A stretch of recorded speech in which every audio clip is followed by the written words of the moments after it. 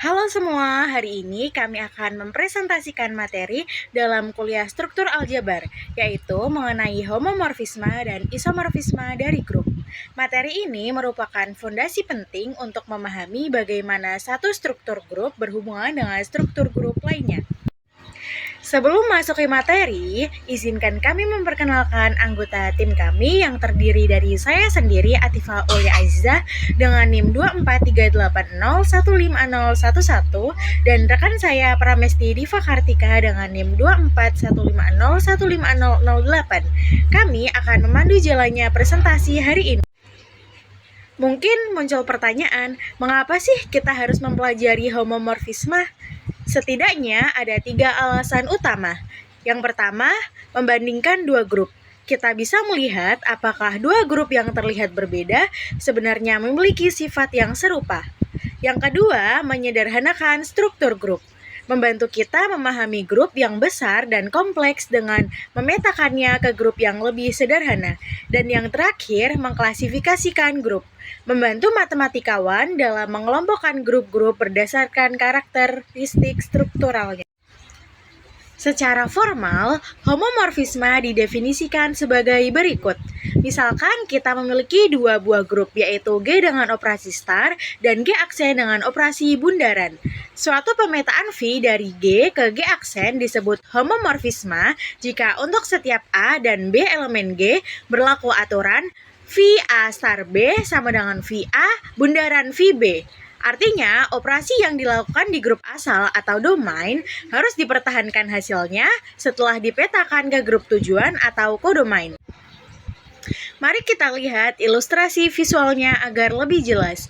Pada diagram ini, kita bisa melihat elemen A dan B dioperasikan di dalam G menghasilkan A star B.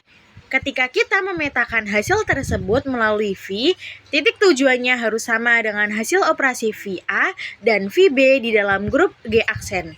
Diagram ini menunjukkan bahwa pemetaan tersebut menjaga struktur operasi antar grup. Jika V adalah sebuah homomorfisme, maka secara otomatis ia memiliki beberapa sifat atau proposisi penting. Yang pertama, identitas. Unsur identitas E di G akan selalu dipetakan ke unsur identitas E1 di G aksen. Lalu, inverse. Citra dari inverse suatu elemen adalah inverse dari citra elemen tersebut. Yang ketiga, subgrup. Jika H adalah subgrup di G, maka hasil pemetaannya V juga merupakan subgrup di G aksen. Yang keempat, komutatif.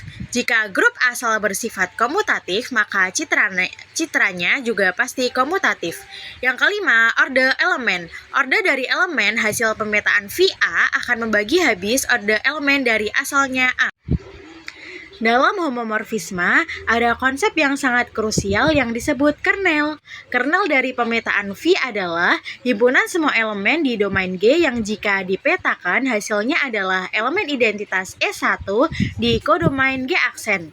Secara matematis ditulis ker V sama dengan A elemen G dengan syarat VA sama dengan E1.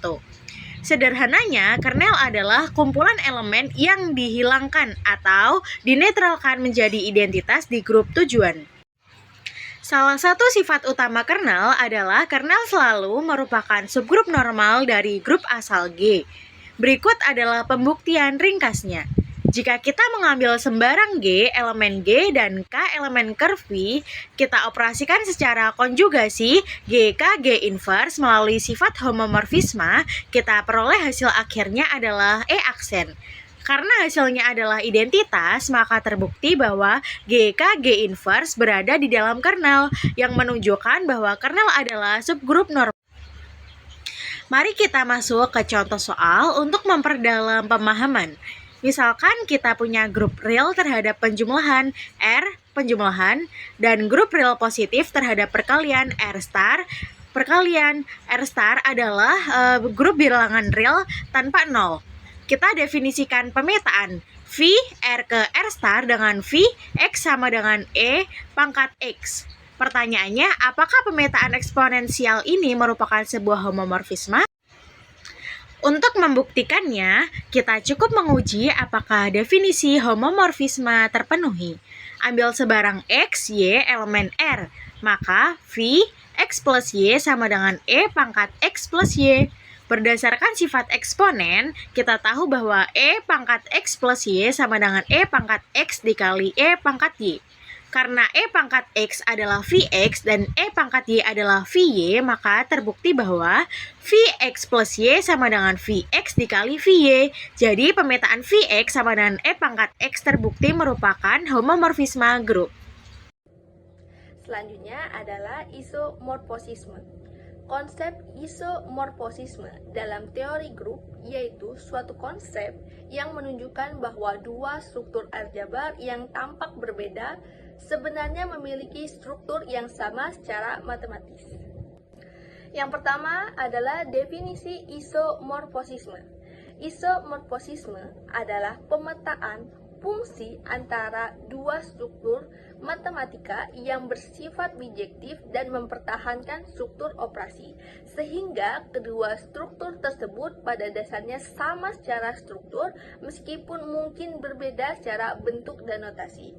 Artinya, setiap elemen pada grup pertama dipetakan secara unik ke grup kedua dan cara beroperasinya itu tetap sama. Oleh karena itu, meskipun bentuk atau notasinya itu berbeda, kedua struktur tersebut secara aljabar atau identik. Selanjutnya adalah misalkan G star dan G1 star 1 adalah grup. Suatu fungsi f G isomorfosis G1 disebut isomorfisme jika yang pertama, F itu adalah homomorfisme. Lalu, yang kedua adalah F11 atau injektif. Lalu, F onto atau surjektif. Jika terdapat isomorfisme antara G dan G1, maka G isomorfisme dengan G1. Selanjutnya adalah dua grup dikatakan isomorfosis apabila elemen-elemennya bisa saja berbeda, namun cara elemen-elemen tersebut beroperasi itu tetap sama. Dengan kata lain, perbedaan hanya terletak pada penamaan elemen, bukan pada strukturnya. Lalu, sifat-sifat isomorfisme. Jika F, G menuju G1 itu isomorfisme, maka F1 itu juga isomorfisme dengan F. Yang kedua, G komutatif jika sama dengan G1 itu komutatif.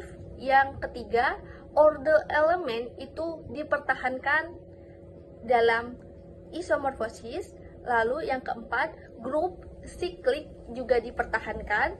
Dan yang terakhir, struktur torsi juga dipertahankan. Nah, hal ini menunjukkan bahwa isomorfisme tidak mengubah struktur aljabar dalam suatu grup. Selanjutnya adalah hubungan dengan kernel. Suatu homomorfisme F itu G menuju G1 merupakan isomorfisme jika dan hanya jika kernel dari suatu fungsi tersebut hanya berisi elemen identitas dan hasil pemetaannya mencakup seluruh grup tujuan. Ini berarti tidak ada elemen yang hilang dan tidak ada elemen yang berbeda dipetakan ke elemen yang sama. Lalu automorfisme. Isomorfisme yang memetakan suatu grup ke dirinya sendiri disebut automorfisme. Kumpulan seluruh automorfisme pada suatu grup G dinotasikan dengan automorfisme grup. Automorfisme ini menunjukkan simetri internal dalam suatu struktur grup. Selanjutnya adalah contoh soal. Tunjukkan bahwa grup R positif dan X itu isomorfisme dengan R dan plus. Selanjutnya kita definisikan fungsinya. F itu R plus sama dengan R. Dengan Fx itu ln dari X. Untuk setiap X, Y itu anggota dari R plus, maka Fxy itu sama dengan ln xy sama dengan ln x itu plus ln y, maka fx plus fy. Jika fx itu sama dengan fy, maka ln x itu sama dengan ln y dan x itu sama dengan y. Untuk setiap r, anggota R besar, kita ambil x sama dengan e pangkat r dengan anggota R plus, maka fx sama dengan r. Karena F homomorfisme satu-satu dan onto, maka R plus dan X itu isomorfisme dengan R dan plus. Sebagai kesimpulan dari isomorfisme menunjukkan bahwa dalam aljabar abstrak yang terpenting bukanlah bentuk elemen-elemen suatu grup, melainkan struktur dan cara operasinya. Dua grup yang isomorfisme pada dasarnya adalah struktur yang sama dalam sudut pandang aljabar. Demikian presentasi dari kami akhiri. Wassalamualaikum warahmatullahi wabarakatuh.